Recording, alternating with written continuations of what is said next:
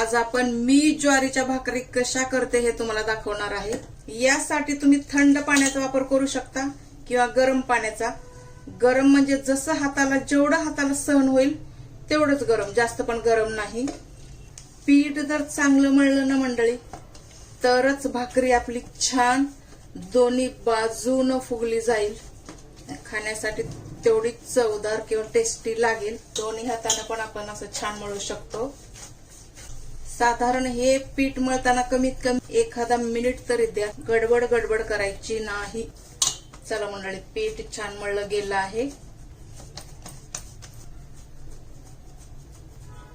घेऊन वरती पीठ टाकायचं आहे, जास्त पण नाही। आणि थोपून घ्यायचं आहे।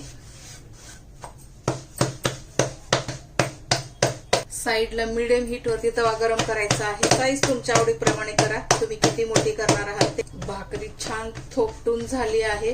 हे पोळपाट यासाठी घ्यायचं आपल्याला की आपण काढताना स्लिप व्यवस्थित होतं, ताटातून काढायला भारी पडतं आपल्याला।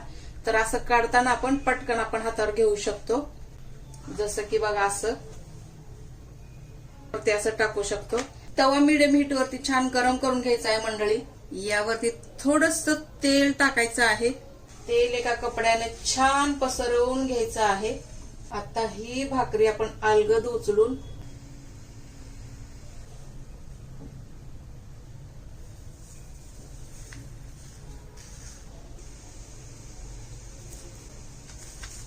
भाकरी थोडी थोडी ओली असेल तेव्हाच भाकरी आपल्याला पलटी करायची आहे।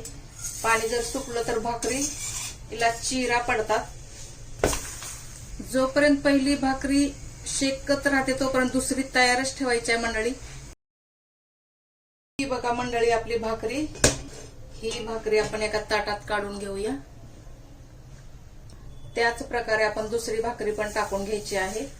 टाकल्याबरोबर पाणी लावा, यामुळे काय होतं मंडळी की आपण पाणी पटकन लावू शकतो। भाकरी आपण आता पलटी करून घेऊया। पाठची बाजू आपण छान शेकायची असते। बघा भाकरी लाईव्ह तुम्हाला फुगताना दिसत आहे। अशा भाकरी खायला मज्जा येईल ना मंडळी। गॅस बंद केलेला आहे। चला, ह्या दोन भाकरी मस्त मस्त फुगलेल्या, त्यासोबत ही मेथीची भाजी।